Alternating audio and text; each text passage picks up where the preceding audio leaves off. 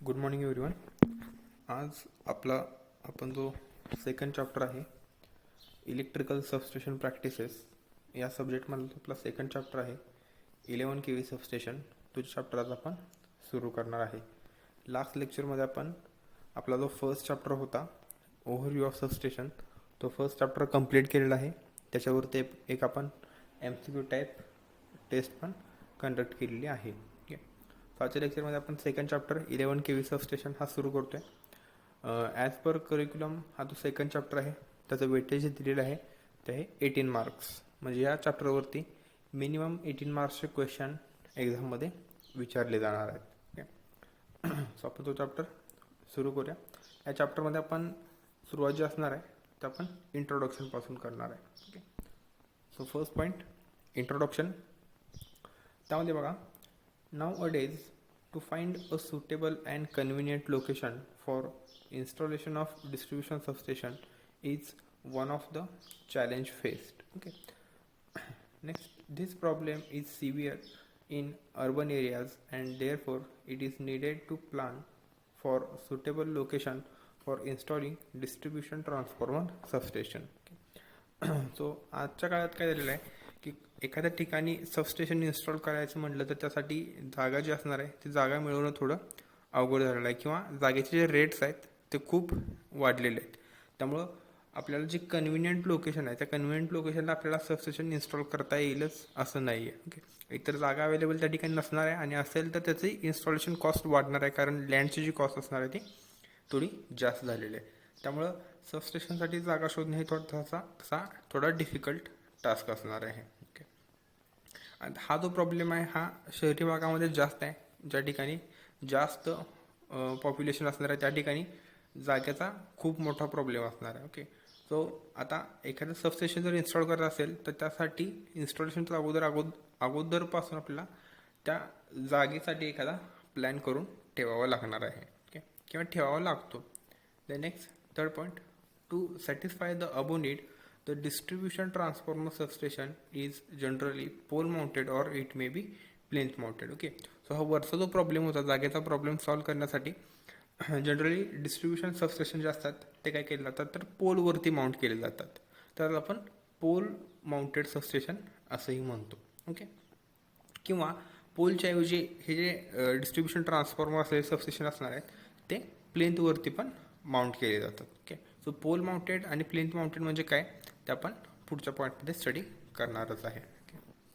Third point, in 11 KV substation as the name suggest it has incoming supply of 11 KV and the outgoing lines have the voltages of 415 volts. Okay, so 11 KV substation, आता आपण हा second chapter study करतोय 11 KV substation.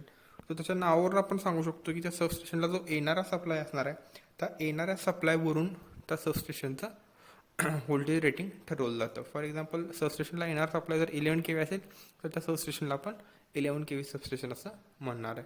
किंवा जर एखाद्या सबस्टेशनला येणारा supply 33 KV असेल तर त्याला आपण 33 KV सबस्टेशन असं म्हणणार आहे. ओके, सो 11 KV सबस्टेशनमध्ये त्या सबस्टेशनला किंवा त्या ट्रान्सफॉर्मरला येणारा सप्लाय हा 11 KV असणार आहे आणि ट्रान्सफॉर्मर जो असणार आहे त्याचं व्होल्टेज कमी करेल आणि कमी झालेलं जे व्होल्टेज असणार आहे ते 415 व्होल्ट असणार आहे. नंतर ते पुढं डिस्ट्रीब्युशनसाठी पाठवलं जाणार आहे. ओके, सो असणार त्याचं इंट्रोडक्शन. ओके, सो ते रिवाईज करूया आपण. त्याच्यामध्ये पोल माउंटेड सबस्टेशन हे जे असणार आहे हे जनरली डिस्ट्रीब्युशन सबस्टेशन जे असणार आहे ते जनरली पोल माउंटेड किंवा प्लेंथ माउंटेड प्रेफर केलं जातं. का तर सबस्टेशनसाठी जी जागा लागणार आहे ती जागा शोधणं खूप डिफिकल्ट होणार आहे किंवा त्या जागेची कॉस्ट जास्त असल्यामुळं किंवा आपल्याला ते सबस्टेशन कुणाच्याही प्रायव्हेट एरियामध्ये इन्स्टॉल करता येणार नाही. त्यामुळं जनरली डिस्ट्रीब्युशन सबस्टेशन जे असणार आहेत ते कमी जागेत आणि कमी कॉस्टमध्ये उभा केले जातात आणि त्यासाठी डिस्ट्रीब्युशन सबस्टेशन पोल माउंटेड किंवा प्लिंथ माउंटेड उभा करणं किंवा एरेक्ट करणं प्रिफर केलं जाणार आहे. ओके, द नेक्स्ट पॉईंट म्हणजे ॲक्च्युअली हा चॅप्टरमध्ये आपला फर्स्ट पॉईंट असणार आहे need for pole mounted and plinth mounted substation. Okay, so pole mounted आणि प्लिंथ माउंटेड सबस्टेशनची गरज काय असणार आहे ते आपल्याला बघायचं आहे. आताच आपण बघितलं गरज कशासाठी आहे, कारण जर पोल माउंटेडच्या वेळी आपण जर रेग्युलर सबस्टेशन इन्स्टॉल करायचं म्हटलं त्यासाठी आपल्याला जास्त मोठी जागा लागणार आहे आणि त्यामुळं त्या सबस्टेशनची ओव्हरऑल जी कॉस्ट असणार त्याला आपण कॅपिटल कॉस्ट म्हणतो ती कॉस्ट वाढणार आहे. ओके, सो त्यामध्ये आपण बघा पहिल्यांदा पोल माउंटेड सबस्टेशन म्हणजे काय असणार आहे किंवा त्याची काय गरज असेल ते. सो पोल माउंटेड सबस्टेशन त्यामध्ये this configuration is used for small rating transformers. तर ज्या ठिकाणी लोड कमी आहे त्या ठिकाणी आपण जे सबस्टेशन इरेट करणार आहे उभा करणार आहे त्या ठिकाणी आपण कमी रेटिंगचा ट्रान्सफॉर्मर उभा करणार आहे. ओके, सो कमी रेटिंगचा ट्रान्सफॉर्मर जर आपल्याला इन्स्टॉल करायचा असेल तर त्यासाठी लागणारं जे स्ट्रक्चर असणार आहे ते स्ट्रक्चर आपण सिंगल पोलचं यूज करू शकतो. ओके, सो एकच पोल इरेक्ट करून त्याच्यावरती तो स्मॉल कॅपॅसिटी ट्रान्सफॉर्मर जो असणार आहे तो इन्स्टॉल केला जाणार आहे. सो अशा सबस्टेशनला आपण पोल माउंटेड सबस्टेशन म्हणणार आहे. Okay, so pole mounted substation हे जनरली कमी रेटिंगच्या ट्रान्सफॉर्मरच्या इन्स्टॉलेशनसाठी यूज केलं जाणार आहे. Second, basically there are 2 pole mounting structures use in power system. So power सिस्टीममध्ये पण पोल माउंटिंग सबस्टेशनमध्ये 2 टाईप्स पडतात. त्यामध्ये फर्स्ट असणार आहे सिंगल पोल माउंटेड आणि दुसरा असणार आहे एच पोल माउंटेड. असे 2 टाईप्स पडतात, single pole and H pole structure. Okay, so आपण पहिला बघा सिंगल पोल माउंटेड सबस्टेशन काय असणार आहे ते. त्याच्या नावातच दिलेला सिंगल पोल म्हणजे काय तर पूर्ण सबस्टेशनचे इक्विपमेंट्स आहेत किंवा ट्रान्सफॉर्मरसाठी लागणारे जे इक्विपमेंट्स असतात ते सगळे इक्विपमेंट्स हे एकाच पोलवरती इरेक्ट इन्स्टॉल केले जाणार आहेत. Okay, so single pole mounted सबस्टेशनमध्ये in this configuration transformer is mounted on single pole with the help of angles and other metallic structure called as transformer platform. Okay, so single pole mounted सबस्टेशनमध्ये पूर्ण equipment जे असणार आहेत सबस्टेशनचे ते सगळे एकाच पोलवरती install केले जाणार आहेत आणि ते इक्विपमेंट्स इन्स्टॉल करण्यासाठी अँगल्स किंवा दुसरे मेटॅलिक स्ट्रक्चर्स यूज केले जाणार आहेत आणि त्याला आपण ट्रान्सफॉर्मर प्लॅटफॉर्म असं म्हणणार आहे. ओके, सो अँगल्स किंवा मेटलच्या ज्या पाईप्स असणार आहेत स्ट्रिप्स असणार आहेत त्याच्या मदतीने एक प्लॅटफॉर्म तयार केला जाणार आहे त्या एका पोलवरती आणि त्याच्यावरती ट्रान्सफॉर्मर आणि बाकीचे जे इक्विपमेंट्स आहेत ते सगळे इन्स्टॉल केले जाणार आहेत. Okay, next point, this type of structure is used for distribution transformer having rating of or up to 25 kVA. Okay, so ह्या टाईपचं जे स्ट्रक्चर आहे ते कोणत्या ट्रान्सफॉर्मरसाठी प्रिफर केलं जाणार आहे ज्या ठिकाणी 25 kVAचे ट्रान्सफॉर्मर आपल्याला इन्स्टॉल करायचे आहेत त्या ठिकाणी. ओके, सो एखाद्या लोकेशनला लागणारा लोड जर कमी असेल तर त्या ठिकाणी आपण 25 kVA पर्यंतचा ट्रान्सफॉर्मर इन्स्टॉल करू शकतो आणि 25 kVAचा ट्रान्सफॉर्मर जर इन्स्टॉल करायचा असेल तर त्या ठिकाणी तुम्ही सिंगल पोल माउंटेड स्ट्रक्चर जे असणार आहे ते उभा करू शकता किंवा इन्स्टॉल करू शकता.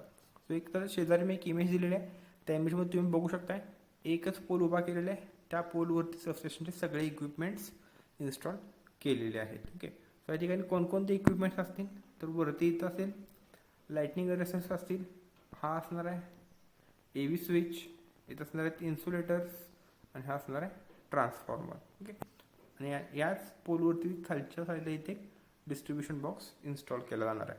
सो अशा प्रकारचे सगळे इक्विपमेंट्स हे सिंगल पोलवरती माउंट केलेत त्यामुळे या टाईपच्या सबस्टेशनला आपण सिंगल पोल माउंटेड सबस्टेशन असं म्हणणार आहे. आणि हे सबस्टेशन जनरली 25 kVA एवढ्या लहान कपॅसिटीच्या ट्रान्सफॉर्मरसाठी यूज केले जाणार आहे. द नेक्स्ट त्यातलं आपण सेकंड टाईप बघणार आहे तो असणार आहे H pole mounted substation.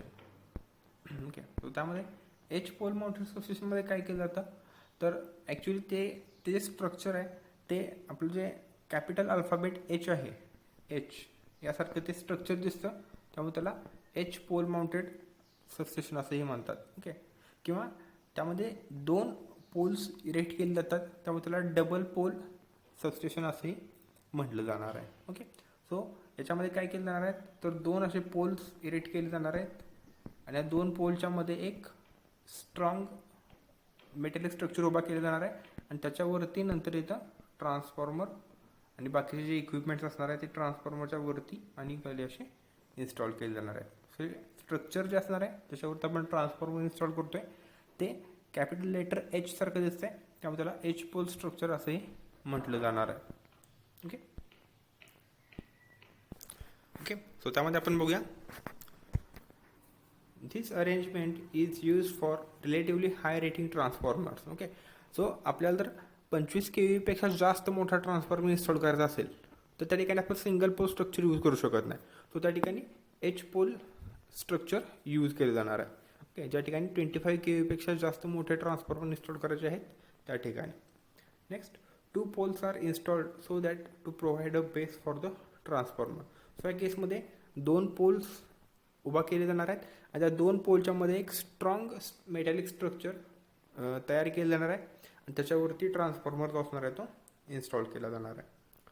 Next third point, this arrangement is used because weight of transformer is more. Okay, so मगाशी मी तुम्हाला सांगितलं की एच पोल टाईप स्ट्रक्चर कधी यूज करायचं आहे, ज्या ठिकाणी आपण थोडा मोठा ट्रान्सफॉर्मर इन्स्टॉल करणार आहे त्या ठिकाणी. थोडा मोठा म्हणजे 25 kV पेक्षा जास्त रेटिंग असलेला ट्रान्सफॉर्मर उभा करत असेल, इन्स्टॉल करत असेल तर त्या ठिकाणी एच पोल स्ट्रक्चर यूज करायचं आहे. कारण 25 kV पेक्षा जास्त मोठे ट्रान्सफॉर्मर असेल तर त्याचं वेट असणार आहे ते पण जास्त असणार आहे. सो त्या ठिकाणी तुम्हाला थोडं स्ट्रॉंग स्ट्रक्चर म्हणजे एच टाईप स्ट्रक्चर उभा करायला लागणार आहे, इन्स्टॉल करायला लागणार आहे. Next, normally distribution transformer having capacity of 100 kVA are installed on H pole structure. Okay, तो जनरली जे ट्रान्सफॉर्मर 100 kVA पर्यंतचे आहेत त्या ट्रान्सफॉर्मरसाठी एच पोल स्ट्रक्चर यूज केलं जाणार आहे. ओके, सो 25 kVA पर्यंत सिंगल पोल स्ट्रक्चर असेल. 25 kVपेक्षा जास्त असेल म्हणजे 63 kVAचा ट्रान्सफॉर्मर असेल किंवा 100 kVAचा ट्रान्सफॉर्मर असेल त्यासाठी एच पोल स्ट्रक्चर यूज केलं जाणार आहे. सो या टाईपचं स्ट्रक्चर जे असणार आहे हे तुम्हाला सगळ्यात जास्त ठिकाणी बघायला मिळणार आहे. ओके, सो तुम्ही रोड साईडनी जात असताना जे जे पोल माउंटेड सबस्टेशन्स आहेत ते सगळे हे एच पोल माउंटेड सबस्टेशन्स असणार आहेत. द नेक्स्ट सेकंड पॉईंट असेल, आता आपण पहिला पॉईंट बघितला याच्यामध्ये pole mounted substation. Pole mounted सबस्टेशनमध्ये सिंगल पोल माउंटेड आणि double pole H pole mounted किंवा डबल पोल माउंटेड असे 2 टाईप्स आहेत. आता पोल माउंटेड नंतर आपण प्लिंथ माउंटेड म्हणजे काय ते बघणार आहे. Okay, so plinth mounted substation म्हणजे त्यामध्ये आता पोल माउंटेड सबस्टेशनमध्ये ट्रान्सफॉर्मर पोलवरती इन्स्टॉल केलं जातं. आता प्लिंथ माउंटेड सबस्टेशनमध्ये ट्रान्सफॉर्मर असणार आहे तो प्लिंथवरती इन्स्टॉल केला जाणार आहे. प्लिंथ म्हणजे काय, तर एक सिमेंट कॉन्क्रीटचं फाउंडेशन तयार केलं जातं आणि त्याच्यावरती ट्रान्सफॉर्मर इन्स्टॉल केला जातो. तर ते सिमेंट कॉन्क्रीटच्या फाउंडेशनला प्लिंथ असं म्हणतात आणि तो ट्रान्सफॉर्मर त्या फाउंडेशनवरती इन्स्टॉल केला आहे त्यामुळे त्या सबस्टेशनला प्लिंथ माउंटेड सबस्टेशन असं म्हणतात. ओके, सो त्यामध्ये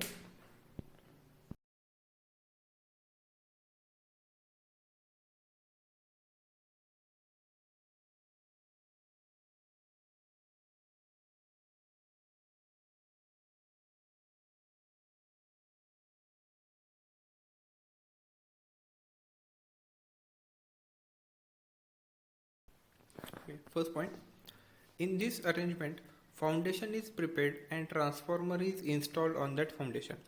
सो ह्या अरेंजमेंटमध्ये एक मी तुम्हाला सांगितल्याप्रमाणे जमिनीवरती एक फाउंडेशन तयार केलं जातं आणि त्या फाउंडेशनवरती ट्रान्सफॉर्मर इन्स्टॉल केला जातो. Second, it is use for very heavy transformers.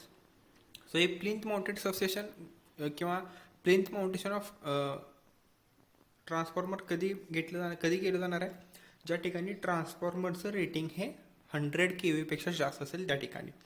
So ज्या ठिकाणी आपण 100 kVपेक्षा जास्त मोठा ट्रान्सफॉर्मर इन्स्टॉल करतोय त्या ठिकाणी प्लिंथ माउंटेड कन्स्ट्रक्शन जे असणार आहे ते प्रिफर केलं जाणार आहे.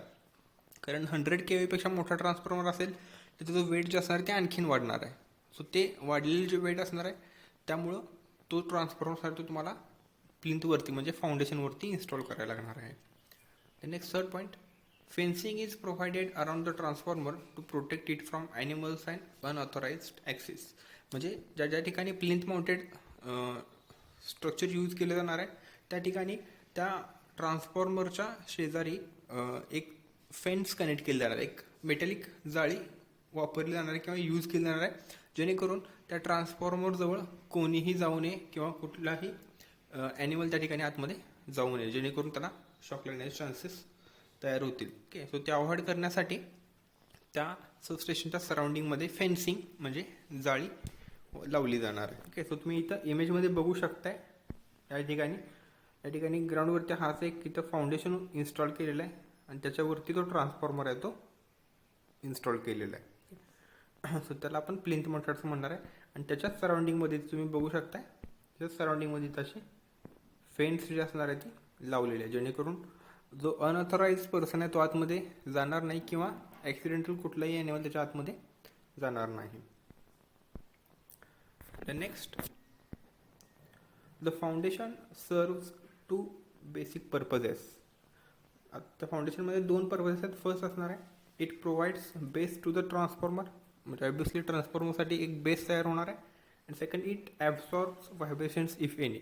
जर ट्रान्सफॉर्मरमध्ये व्हायब्रेशन्स होत असतील किंवा जमिनीच्या खालून व्हायब्रेशन जर येत असतील तर ते व्हायब्रेशन ॲब्सॉर्ब करायचं काम जे असणार आहे ते फाउंडेशन करणार आहे. असे 2 पर्पजेस त्या फाउंडेशनकडून सर्व केले जाणार आहेत. Next point, generally distribution transformer having rating above 500 kVA are installed on the plinth. म्हणजे त्या ठिकाणी डिस्ट्रीब्युशन ट्रान्सफॉर्मरचं रेटिंग 500 kVA पेक्षा 500 kVA पेक्षा जास्त असणार आहे, त्या ठिकाणी प्लिंथ माउंटेड स्ट्रक्चर जे असणार आहे ते इन्स्टॉल केलं जाणार आहे. ओके, या ठिकाणी तुम्ही सेकंड इमेजमध्ये पण बघू शकताय, एक इथं सिमेंट कॉन्क्रीटचं फाउंडेशन तयार केलेलं आहे आणि त्याच्यावरती तो ट्रान्सफॉर्मर जो असणार आहे तो इन्स्टॉल केलेला आहे. सो त्याला आपण प्लिंथ माउंटेड सबस्टेशन असं म्हणणार आहे. ओके, सो असणार आहे 2 बेसिक टाईप्स, पोल माउंटेड म्हणजे ज्यामध्ये ट्रान्सफॉर्मर पोलवरती इन्स्टॉल केला जाणार आहे, आणि सेकंड असणार आहे प्लिंथ माउंटेड, त्याच्यावरती ट्रान्सफॉर्मर जो असणार आहे तो प्लिंथवरती म्हणजे सिमेंट कॉन्क्रीटच्या फाउंडेशनवरती इन्स्टॉल केला जाणार आहे. ओके,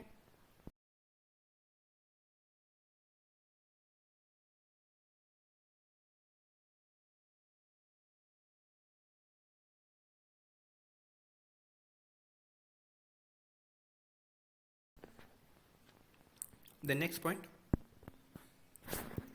हा असणार आपल्या चॅप्टरमधला सेकंड पॉईंट, तो आहे 11 kV by 440 volt pole mounted substation equipments and accessories, their function and ratings. म्हणजे 11 kV by 440 voltचं जे पोल माउंटेड सबस्टेशन आहे, ज्याला आता आपण डबल पोल किंवा एच पोल स्ट्रक्चर असं म्हटलं, सो त्या स्ट्रक्चरमध्ये किंवा त्या सबस्टेशनमध्ये कोणकोणते इक्विपमेंट्स अँड ॲसेसरीज आहेत आणि त्यांचं फंक्शन काय आणि रेटिंग काय, हे फंक्शन हा जो पॉईंट आहे तो आपण याच्यामध्ये स्टडी करणार आहे. ओके, सो इक्विपमेंट्स म्हणजे काय, जे मेन कंपाऊंड्स असणार आहेत ते आपल्या इक्विपमेंटच्या कॅटेगरीमध्ये येणार आहेत. आणि सेकंड, ॲसेसरीज म्हणजे काय, तर ॲसेसरीज म्हणजे असे पार्ट्स आहेत जे मेन इक्विपमेंटचा परफॉर्मन्स इम्प्रूव्ह करण्यासाठी यूज केले जाणार आहेत. ओके, सो ॲसेसरीज म्हणजे इसेन्शियल पार्ट्स नाहीत, ते असे पार्ट्स आहेत जे मेन पार्टचं फंक्शन इम्प्रूव्ह करतील, त्याला आपण ॲसेसरीज असं म्हणणार आहे. ओके, तर त्या दोघांचे बी मेन इक्विपमेंट आणि ॲसेसरीज ह्या दोघांचे फंक्शन काय आहेत आणि त्याचं रेटिंग काय असणार आहे 11 by 440 volt सबस्टेशनसाठी ते आपण स्टडी करणार आहे किंवा बघणार आहे या पॉईंटमध्ये. सो त्यामध्ये फर्स्ट पॉईंट म्हणजे सगळ्यात इम्पॉर्टंट पॉईंट काय असणार आहे तर 3 फेज ट्रान्सफॉर्मर. कारण कुठल्याही सबस्टेशनचा सगळ्यात इम्पॉर्टंट इक्विपमेंट म्हणजे ट्रान्सफॉर्मर असतं, कारण त्या सबस्टेशनचं मेन पर्पज जे असणार आहे त्या ट्रान्सफॉर्मरकडून फुलफिल केलं जाणार आहे. तो प्रत्येक सबस्टेशनमधला सगळ्यात मेन पार्ट असणार आहे ट्रान्सफॉर्मर.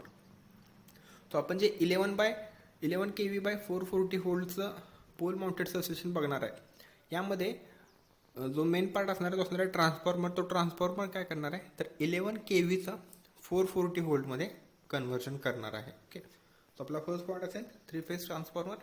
त्यामध्ये पहिल्यांदा फंक्शन आपण बघूया. The distribution transformer used in 11 kV by 440 volt substation is a step down transformer. Okay, so obviously हा जो ट्रान्सफॉर्मर असणार आहे तो स्टेप डाऊन ट्रान्सफॉर्मर असणार आहे. तो काय करतोय तर 11 kV जे व्होल्टेज असणार आहे 11,000 volts ते 440 व्होल्टमध्ये कन्वर्ट करणार आहे. म्हणजे व्होल्टेज लेवल जी असणार आहे ती कमी करतोय, स्टेप डाऊन करतोय. सो ऑब्वियसली तो जो ट्रान्सफॉर्मर असणार आहे तो स्टेप डाऊन या कॅटेगरीमधला असणार आहे. Second, which change the voltage level from 11,000 volts to 440 volts. Okay, so 11,000 voltsचं किंवा 11 kVचं 440 व्होल्टमध्ये कन्व्हर्जन करतोय. सो तो स्टेप डाऊन करतोय, सो तो स्टेप डाऊन कॅटेगरीमधला असणार आहे. Next, generally 100 kVA capacity transformer is used on pole mounted substation. Okay, so generally ज्या ठिकाणी तुम्हाला पोल माउंटेड सबस्टेशन दिसेल आणि जे सगळ्यात जास्त पोल माउंटेड सबस्टेशनमध्ये पण 2 टाईप्स आहेत. एक म्हणजे सिंगल पोल माउंटेड आणि दुसरा म्हणजे H pole mounted. So single pole mounted किती केव्हीच्या ट्रान्सफॉर्मरपर्यंत असणार आहे, तर 25 केव्हीच्या ट्रान्सफॉर्मरपर्यंत. पण जर ट्रान्सफॉर्मर 63 केव्ही आहे किंवा 100 केव्हीचा असेल तर त्यासाठी एच पोल स्ट्रक्चर यूज केलं जाणार आहे. सो तुम्ही जे आउटसाईडला जे सगळे पोल माउंटेड सबस्टेशन बघताय ते सगळे एच पोल माउंटेड आहेत. ओके. आणि त्या एच पोल माउंटेडवरती जो ट्रान्सफॉर्मर असतो तो जनरली 100 केव्हीचा असतो. कारण त्या ठिकाणी लोड जरी कमी असला, लोड थोडा जरी कमी असला तर फ्युचरमध्ये लोड एक्सपांड होण्याचे त्या ठिकाणी चान्सेस जास्त असणार आहेत. त्यामुळं जनरली तो ट्रान्सफॉर्मर असणार आहे तो 100 केव्हीचा इन्स्टॉल केला जातो. ओके. त्यामध्ये 63 केव्हीचा पण असतो, पण तो कधी यूज करायचा, ज्या वेळेला लोड कमी असणार आहे त्यावेळेला. द नेक्स्ट पुढचा पॉईंट असणार रेटिंग. आता त्या ट्रान्सफॉर्मरचं जे रेटिंग आहे ते आपल्याला बघायचं आहे. त्यामध्ये कुठले कुठले पॉईंट्स मेन असणार आहेत. ओके. त्यामध्ये first point kVA rating. KVA rating जे असणार आहे म्हणजे ट्रान्सफॉर्मर किती कोणकोणत्या केव्हीए रेटिंगमध्ये अवेलेबल असेल. तो त्यामध्ये आपण बघितल्याप्रमाणे 25 केव्हीचा ट्रान्सफॉर्मर अवेलेबल असू शकतो, 63चा असेल किंवा 100 केव्हीचा असणार आहे. ह्या तिघांपैकी कुठलाही एक रेटिंगचा ट्रान्सफॉर्मर त्याच्यामध्ये इन्स्टॉल केलेला असू शकतो. Second H V side voltage म्हणजे हाय व्होल्टेज साईडचं व्होल्टेज जे असणार आहे ते असणार आहे 11 केव्ही म्हणजे थोडक्यात प्रायमरी साईडचं voltage. The next L V side voltage म्हणजे सेकंडरी साईडचं व्होल्टेज जे असणार आहे ते असणार आहे 440 volts. The next H V साईडचा करंट असणार आहे तो असणार आहे 9.09 एम्पियर्स. आणि एल व्ही साईडचा करंट म्हणजे सेकंडरी साईडचा करंट असणार आहे तो 227.27 एम्पियर्स असणार आहे. ओके. तर त्याच्यामध्ये तुम्ही क्लिअरली बघू शकताय की प्रायमरी साईडचा व्होल्टेज जे आहे ते 11 केव्ही आहे आणि प्रायमरी साईडचा करंट जो असणार आहे तो 9.09 एम्पियर्स आहे. सिमिलरली सेकंड साईडचा व्होल्टेज आहे फक्त 440 व्होल्ट, पण सेकंड साईडचा करंट आहे 227.27 एम्पियर्स. म्हणजे काय, तर प्रायमरी साईडला व्होल्टेज जास्त असणार आहे त्यावेळेस त्याचा करंट कमी असणार आहे आणि सेकंडरी साईडला ज्यावेळेला तुम्ही व्होल्टेज कमी करताय त्यावेळेस सेकंडरी साईडचा करंट असणार आहे तो वाढलेला असणार आहे. ओके. सो यामध्ये तुम्हाला क्लिअरली बघता येईल H V side voltage 11 kV, H V साईडचा current only 9 amperes. Next L V साईडचं व्होल्टेज आहे 440 व्होल्ट्स आणि एल व्ही साईडचं करंट असणार आहे 227.27 amperes. Okay. The next connection असेल डेल्टा स्टार म्हणजे प्रायमरी वाइंडिंग डेल्टामध्ये कनेक्ट केली असेल, सेकंडरी वाइंडिंग स्टारमध्ये कनेक्ट केली असेल.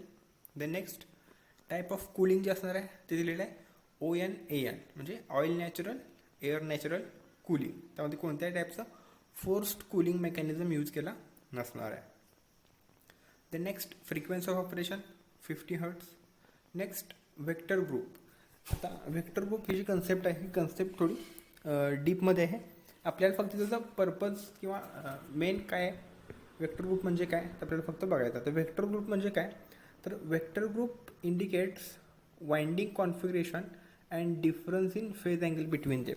म्हणजे प्रायमरी अँड सेकंडरी वाइंडिंग जे आहे ह्या वाइंडिंगचं कॉन्फिगरेशन त्या वेक्टर ग्रुपमध्ये दिलेलं जातं. आता आपण बघितलं कनेक्शनमध्ये काय आपण बघितलं तर प्रायमरी वाइंडिंग डेल्टामध्ये आणि सेकंडरी वाइंडिंग स्टारमध्ये. सो वेक्टर ग्रुपचे पहिले दोन जे इनिशियल्स असणार आहेत ते असणार आहेत डी आणि वाय का, तर वाय जो असणार आहे तो स्टार कनेक्शन रिप्रेझेंट करतोय. ओके. सो वेक्टर ग्रुपचे पहिले दोन इनिशियल्स आहेत ते कनेक्शन रिप्रेझेंट करतायत. डी वाय म्हणजे डेल्टा प्रायमरी आणि वाय म्हणजे सेकंडरी स्टारमध्ये कनेक्ट केलेले आहे. सो वेक्टर ग्रुप काय करतोय तर वाइंडिंगचं कॉन्फिगरेशन इंडिकेट करतोय म्हणजे प्रायमरी डेल्टामध्ये सेकंडरी स्टारमध्ये, आणि त्याच्याबरोबर तो काय रिप्रेझेंट करतोय तर difference in phase angle between them. म्हणजे प्रायमरी आणि सेकंडरी वाइंडिंग ह्या दोघांमधला जो फेज डिफरन्स आहे तो फेज डिफरन्स किती आहे हा तो इंडिकेट करणार आहे. त्याच्या पुढचे म्हणजे 11 जो दिलेला आहे तो 11 काय रिप्रेझेंट करतोय तर त्याच्यामध्ये असलेला फेज डिफरन्स. सो आता यामध्ये DYN11 ह्याची मिनिंग काय असणार आहे तुम्हाला सांगितलं मी. प्रायमरी डी म्हणजे प्रायमरी डेल्टामध्ये, वाय म्हणजे सेकंडरी स्टारमध्ये आहे, एन म्हणजे त्या दोघांचं न्यूट्रल असणार आहे. तिथून पुढं आपण वेक्टर डिफरन्स किती आहे किंवा फेज डिफरन्स किती आहे तो रिप्रेझेंट करणार आहे. आणि हा 11 जो असणार आहे तो 11 काय रिप्रेझेंट करेल तर 30 डिग्रीची फेज डिस्प्लेसमेंट रिप्रेझेंट करणार आहे. सो या DY11 DYN11 ह्याचं मिनिंग काय असणार आहे, तर त्याचं मिनिंग असणार आहे की त्या ट्रान्सफॉर्मरमधली LV वाइंडिंग जी आहे ती LV वाइंडिंग ही HV वाइंडिंगपेक्षा 30 डिग्रीनी लॅग करते. ओके, हे त्याचं मिनिंग असणार आहे. सो DYN11 म्हणजे काय, तर त्या ट्रान्सफॉर्मरमधली LV वाइंडिंग म्हणजे सेकंडरी वाइंडिंग जी आता स्टारमध्ये कनेक्ट केलेली आहे, ती वाइंडिंग ही प्रायमरी वाइंडिंगला लॅग करते by the angle of 30 degrees. Primary winding म्हणजे आपली HV वाइंडिंग असणार आहे जी डेल्टामध्ये कनेक्ट केली असणार आहे. असं त्या वेक्टर ग्रुपचं इंडिकेशन असणार आहे. द नेक्स्ट पुढचा पॉईंट असेल losses at full load. Transformer फुल लोडला ऑपरेट झाल्यानंतर त्याच्यामध्ये किती लॉसेस होणार आहेत ते दिलेले आहेत. 695 वॅट असतील. आणि लास्ट वन असणार आहे व्हॉल्यूम ऑफ ऑइल. त्या ट्रान्सफॉर्मरमध्ये किती ऑइल यूज केलेलं आहे. जनरली ते असणार आहे 80 लिटर्स. त्या ट्रान्सफॉर्मर टँकमध्ये टोटल 80 लिटर्सचं जे ऑइल असणार आहे ते फिल केलं जाणार आहे. ओके, सो हे असणार आहे त्या 3 फेज डिस्ट्रीब्युशन ट्रान्सफॉर्मरचं rating. The next second point, तो त्या पोल माउंटेड सबस्टेशनवरती इन्स्टॉल केला असणार आहे की सेकंड कंपोनंट तो असणार आहे लाईटनिंग अरेस्टर. आता लाईटनिंग अरेस्टरचं नाव दिलेलं आहे. लाईटनिंग अरेस्टर हे असं डिव्हाइस असणार आहे जे काय करणार आहे, लाईटनिंग स्ट्रोक जो असणार आहे, लाईटनिंग स्ट्रोक अरेस्ट करणार आहे, म्हणजे ॲब्सॉर्ब करणार आहे, पकडणार आहे आणि तो ग्राउंडकडे डिस्चार्ज करणार आहे. त्याला आपण लाईटनिंग अरेस्टर असं म्हणणार आहे. सो लाईटनिंग अरेस्टर, त्यामध्ये first point, lightning arrester is the most important protective device of distribution substation. So lightning arrester हे एक प्रोटेक्टिव्ह डिव्हाइस आहे आणि ते कशापासून प्रोटेक्शन करणार आहे, तर लाइटनिंग स्ट्रोक. जर आपल्या पोल माउंटेड सबस्टेशनवरती जर लाइटनिंग स्ट्रोक झाला, वीज जर पडली, तर ती जी वीज असणार ती कशावरती पडते, सगळ्यात उंचावरती असलेल्या मेटॅलिक स्ट्रक्चरवरती. म्हणजे जे सगळ्यात उंच असेल, ज्या ठिकाणी सगळ्यात जास्त उंच मेटल स्ट्रक्चर असणार त्याच्यावरती जनरली लाइटनिंग स्ट्रोक होतो. तो त्याच्यावरती म्हणजे सबस्टेशनच्या DPच्या सगळ्यात वरच्या भागामध्ये हे लाइटनिंग अरेस्टर इन्स्टॉल केले जाणार आहेत. म्हणजे जेणेकरून जर लाइटनिंग स्ट्रोक झाला तर तो लाइटनिंग स्ट्रोक हा लाइटनिंग अरेस्टर काय करेल, ॲब्सॉर्ब करून घेईल आणि त्यामधून होणारा जो डिस्चार्ज असणार आहे तो डायरेक्ट ग्राउंडकडे केला जाणार आहे. ओके, म्हणजे लाइटनिंग स्ट्रोक अरेस्ट करेल आणि जे काय ओव्हर व्होल्टेज असेल ते जमिनीकडे डायव्हर्ट केलं जाणार आहे. The next, it protect the important equipment from the lightning stroke. म्हणजे जे आपले इम्पॉर्टंट इक्विपमेंट आहे यामध्ये सगळ्यात इम्पॉर्टंट इक्विपमेंट असणार आहे ट्रान्सफॉर्मर. तो ट्रान्सफॉर्मर ज्या पोलवरती किंवा ज्या स्ट्रक्चरवरती उभा केला त्या स्ट्रक्चरच्या वरती लाइटनिंग अरेस्टर इन्स्टॉल केले जाणार आहेत. Next, it arrest and discharge the over voltage to the earth during the lightning stroke. म्हणजे जर वीज जर त्या स्ट्रक्चरवरती पडली तर हे लाइटनिंग अरेस्टर ती वीज जी असणार ती अरेस्ट करणार आहेत, ॲब्सॉर्ब करणार आहेत आणि त्या विजेमध्ये जे ओव्हर व्होल्टेज असणार आहेत ते डायरेक्ट जमिनीकडे डायव्हर्ट करणार आहेत. त्यामुळं त्या लाइटनिंग अरेस्टरच्या खाली जे कनेक्ट केलेले इक्विपमेंट्स आहेत, म्हणजे आयसोलेटर्स असतील, AB स्विच असेल, इन्सुलेटर्स असतील, ट्रान्सफॉर्मर असतील, डिस्ट्रीब्युशन बॉक्स असेल, हे सगळे त्याच्या खालचे इक्विपमेंट्स प्रोटेक्ट केले जात आहेत. कारण वीज जी असणार आहे ती लाइटनिंग अरेस्टरवरती पडते आणि लाइटनिंग अरेस्टर ती जी वीज असणार आहे ती जमिनीकडे डायव्हर्ट करतो. The next, this device is installed between line and earth near to the equipment. म्हणजे हे जे डिव्हाइस असणार आहे हे लाईन आणि अर्थ ह्या दोघांच्या मध्ये कनेक्ट केलं जातं. आता इथं पुढे मी तुम्हाला इमेजमध्ये लाइटनिंग अरेस्टर असणार आहे तो एक दाखवलेला आहे. आता त्याचं रेटिंग आपण बघूया. त्यामध्ये 3 मेन रेटिंग असणार आहेत. पहिला असणार आहे voltage rating. Okay, so voltage रेटिंगमध्ये तो जो लाइटनिंग अरेस्टर असेल तो किती केवीला ऑपरेट होणार आहे ते असेल 9.68 kV. The next, power frequency spark over voltage. Okay, तर power frequency spark over voltage म्हणजे काय, त्याच्यावर आपण पॉवर फ्रिक्वेन्सी म्हणजे काय बघूया. पॉवर फ्रिक्वेन्सीचे डेफिनेशन काय होते, तर it is the maximum RMS value of voltage that the equipment can withstand permanently. म्हणजे पॉवर फ्रिक्वेन्सी म्हणजे काय, तर असं व्होल्टेज जे व्होल्टेज ते इक्विपमेंट हे व्यवस्थित विथस्टँड करू शकतं, सस्टेन करू शकतं, अशा व्होल्टेजला आपण पॉवर फ्रिक्वेन्सी व्होल्टेज असं म्हणणार आहे. ओके, आता power frequency spark over voltage म्हणजे काय, तर ते इक्विपमेंट पॉवर फ्रिक्वेन्सी वरती आलेलं जे ओव्हर व्होल्टेज असणार आहे किंवा ओव्हर व्होल्टेज ज्याची जे पॉवर फ्रिक्वेन्सीवरती आहे ते त्याची विथस्टँड करण्याची ॲबिलिटी. आता generally power frequency spark over voltage जे असतं ते नॉर्मल व्होल्टेजच्या 1.6 टाईम असतं. ओके, म्हणजे नॉर्मल त्या इक्विपमेंटचं ऑपरेटिंग व्होल्टेज जेवढं आहे त्याच्या 1.6 टाईम्स हे पॉवर फ्रिक्वेन्सी ओव्हर व्होल्टेज असणार आहे. ओके, तर आपलं नॉर्मल ऑपरेटिंग व्होल्टेज बघितलं 9.68 kV होतं, ह्याच्या 1.6% किंवा 1.6 Times power frequency over voltage असू शकतं. म्हणजे ते जे इक्विपमेंट आहे ते इक्विपमेंट किती व्होल्टेज सस्टेन करणार आहे, किती स्पार्क ओव्हर व्होल्टेज सस्टेन करणार आहे.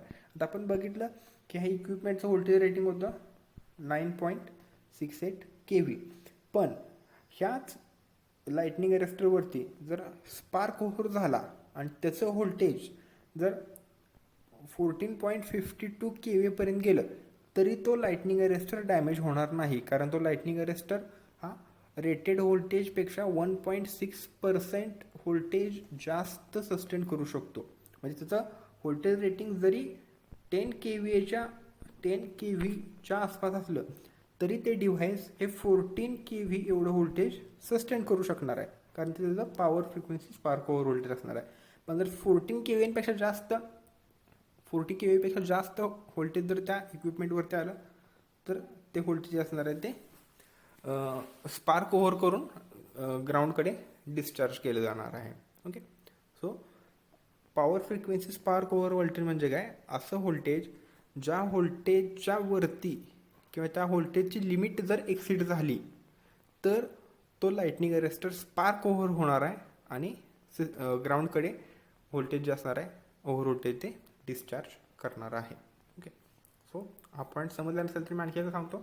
आता या ठिकाणी लाईटनिंग अरेस्टर आहे, या लाईटनिंग अरेस्टरचं जे व्होल्टेज रेटिंग आहे ते 10 kVच्या आसपास आहे, 9.68 आहे, आणि त्याचं power frequency spark over voltage जे असणार आहे ते असणार आहे 14 kVच्या आसपास. म्हणजे काय, तर हा लाईटनिंग अरेस्टर नॉर्मली 10 kV व्होल्टेजला ऑपरेट होतो, 10 kVला.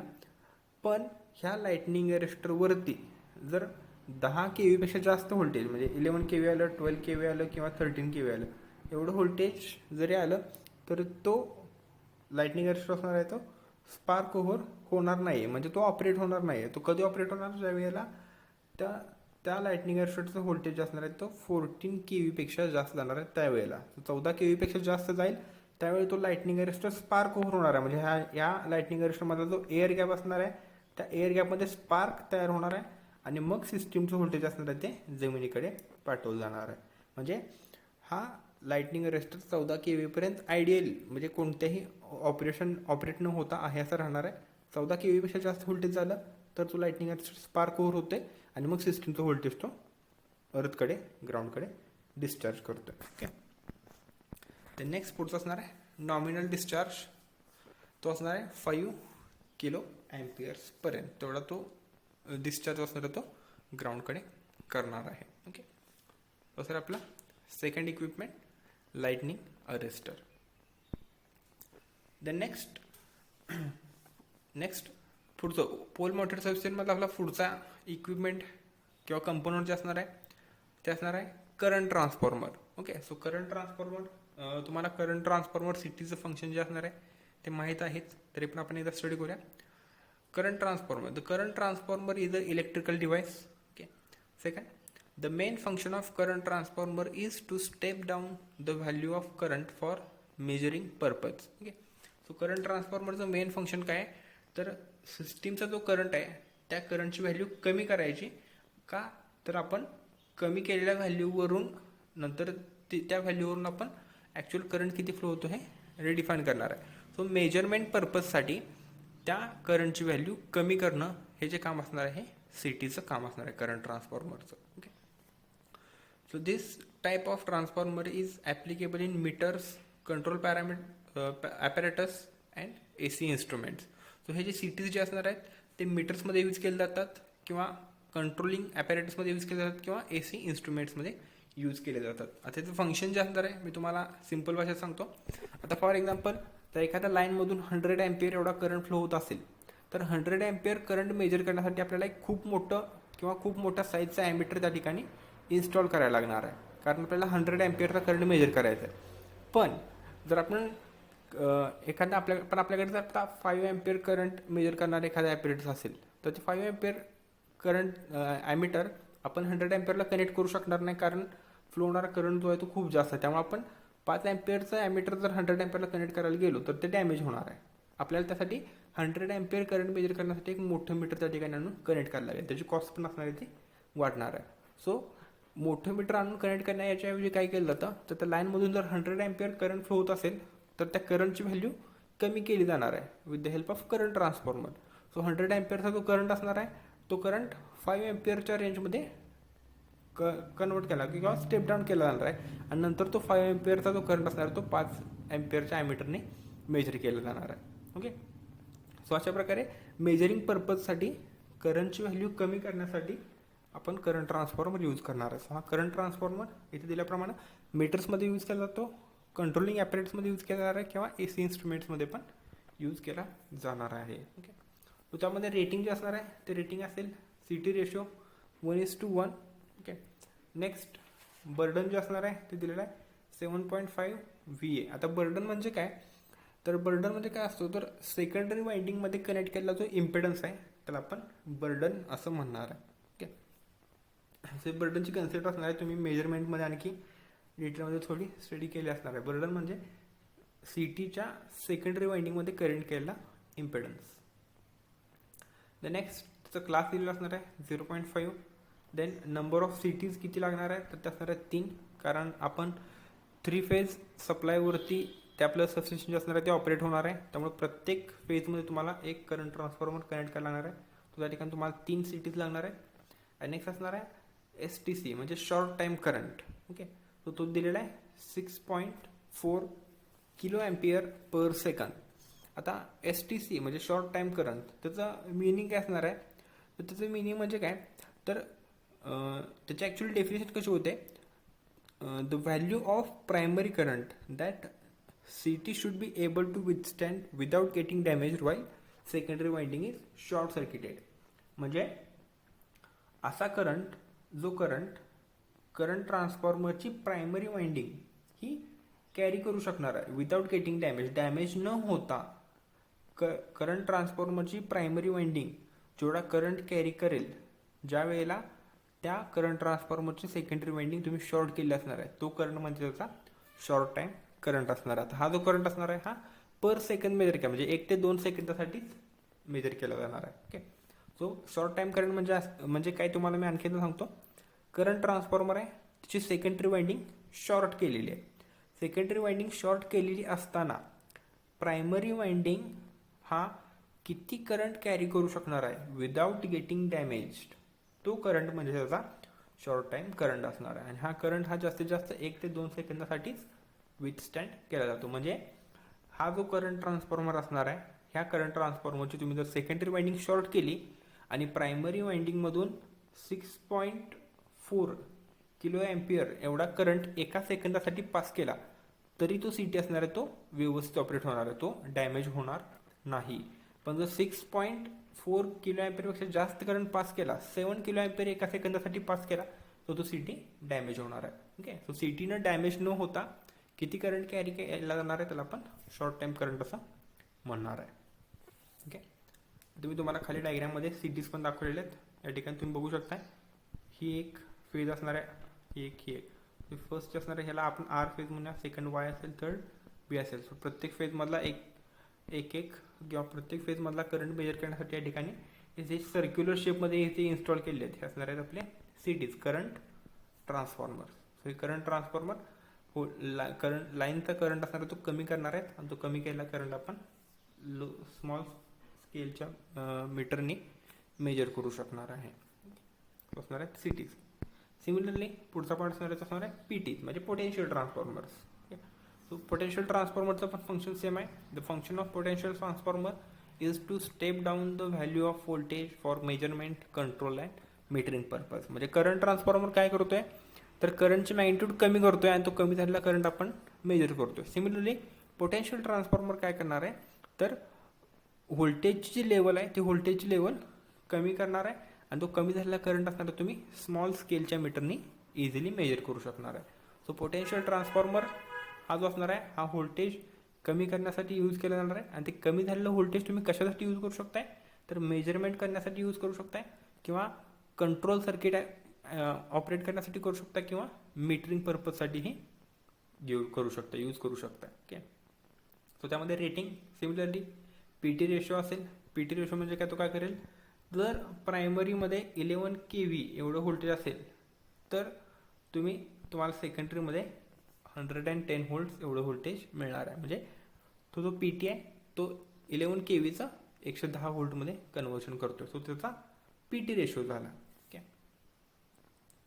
द नेक्स्ट बर्डन असेल. सिमिलरली बर्डन म्हणजे काय, तर सेकंडरी वाइंडिंगमध्ये कनेक्ट केलेला इम्पिडन्स तो असणार आहे 50 VA. नेक्स्ट त्याचा क्लास दिलेला आहे 0.5 आणि पुढे दिलेला आहे व्होल्टेज फॅक्टर तो असणार आहे 1.2 आणि याच्या खाली तुम्हाला इमेजमध्ये जे पोटेन्शियल ट्रान्सफॉर्मर्स आहेत ते दाखवलेलेच आहेत. या प्रकारचे पोटेन्शियल ट्रान्सफॉर्मर त्या पोल माउंटेड सबस्टेशनमध्ये जनरली डिस्ट्रीब्युशन बॉक्समध्ये इन्स्टॉल केलेले असणार आहेत. ओके,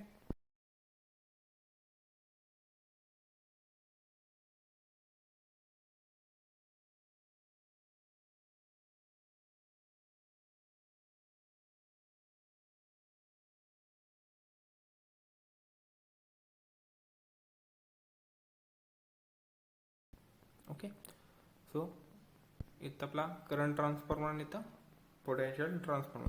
ओके, आता इथं करंट ट्रान्सफॉर्मरचे इथे एक मिस्टेक आहे. तर CT रेशो जो दिलेला आहे तो ॲक्च्युली 1:1 दिलेला आहे, पण तो CT रेशो जो असणार आहे तो CT रेशो 100:1 असा असणार आहे. 100:1. ओके, ते टायपिंग मिस्टेकमध्ये राहिलेलं आहे.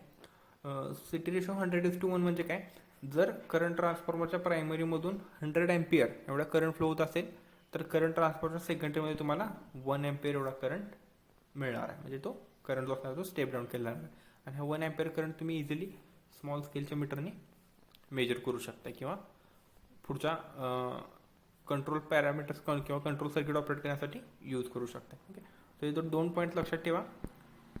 CT रेशो म्हणजे काय, तर CT रेशो यामध्ये जो असणार आहे तो 100:1 असणार आहे. म्हणजे प्रायमरीमधून 100 अँपियर करंट फ्लो झाला तर सेकंडरीमध्ये तुम्हाला 1 अँपियर दाखवणार आहे. त्याचा CT रेशो झाला. आणि सिमिलरली PT रेशोमध्ये प्रायमरीमधून जर 11 kV एवढं व्होल्टेज असेल तर सेकंडरीमध्ये तुम्हाला ते 110 व्होल्ट एवढं व्होल्टेज दाखवणार आहे. सो त्याचा PT रेशो झाला. ओके, तसे टोटल आपण 4 पॉईंट्स किंवा 4 इक्विपमेंट्स आजच्या लेक्चरमध्ये आपण बघितलेले आहेत. तुम्ही हे सगळे पॉईंट्स आहेत हे सगळे पॉईंट्स रिवाईज करा मग जेणेकरून तुमच्या ते लक्षात राहतील. ओके, आणि राहिलेले पुढचे जे पॉईंट्स असणार आहेत ते पुढचे पॉईंट्स आपण नेक्स्ट लेक्चरमध्ये स्टडी करूया. ओके, त्यामध्ये काय डाऊट असेल तर तो डाऊट कमेंट बॉक्समध्ये टाकायचा आहे. आणखी त्याबरोबरच अटेंडन्ससाठी तुमचे जे रोल नंबर आहेत ते रोल नंबरही कमेंट बॉक्समध्ये ॲड करायचे आहेत. राहिलेले पुढचे पॉईंट्स आहेत ते आपण नेक्स्ट लेक्चरला स्टडी करूया. Okay, thank you.